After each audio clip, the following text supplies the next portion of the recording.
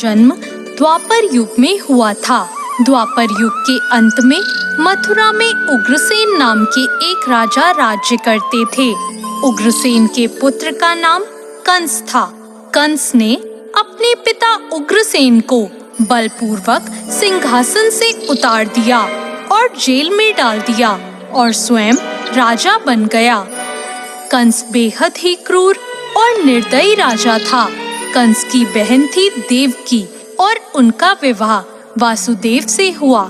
कंस के आतंक और क्रूरता से पूरी प्रजा त्राही त्राही कर रही थी। हर कोई उसके आतंक से मुक्ति चाहता था। एक दिन वह अपनी बहन देवकी को उसके ससुराल ले जा रहा था। तभी रास्ते में आकाशवाणी हुई कि कंस, तेरी क्रूरता और आतंक का नाश तेरी बहन का पुत्र करेगा। तेरा काल तेरी बहन ही लेकर आएगी। देवकी का 8वां पुत्र तेरे अंत का कारण होगा। इतना सुनते ही उसका अपनी बहन के प्रति प्रेम खत्म हो गया और उसने वासुदेव को खत्म करने की ठान ली।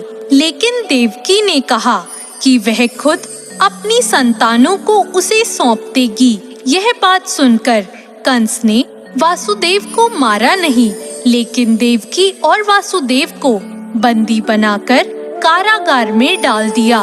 वासुदेव और देवकी के एक एक करके 7 बच्चों को कंस ने मार दिया और जब 8वें बच्चे के होने की बारी आई तो पहरा और भी सख्त कर दिया। उधर वासुदेव के मित्र नंद की पत्नी यशोदा को भी बच्चा होने वाला था और यही वह मौका था जब कंस की आंख में धूल झोंकी जा सकती थी। फिर क्या था, एक ही दिन में देवकी ने पुत्र और यशोदा ने पुत्री को जन्म दिया। लेकिन देवकी ने जब पुत्र को जन्म दिया तो उसी वक्त भगवान विष्णु उनके समक्ष प्रकट हुए और कहा कि वह उनके पुत्र के रूप में जन्म ले रहे हैं और वह नंद के घर पलेंगे। उन्होंने वासुदेव को कहा कि वह बच्चे को नंद के घर पे गोकुल छोड़ आएं। फिर क्या था, प्रभु की कृपा से सभी रक्षक गहरी नींद में सो गए और कारागार के सभी द्वार खुल गए।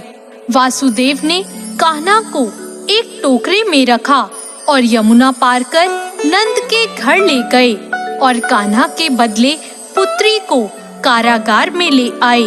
वह कारागार आ गए तब सबकी नींद खुल गई और वासुदेव और देवकी भी ये सब बातें भूल गए।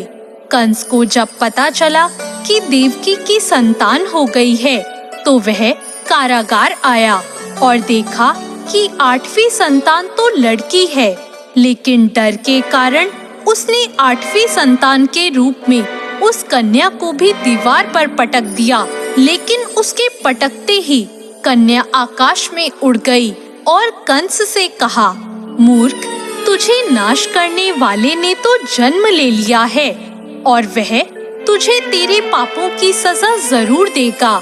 यह कहकर वह कन्या आकाश में विलीन हो गई।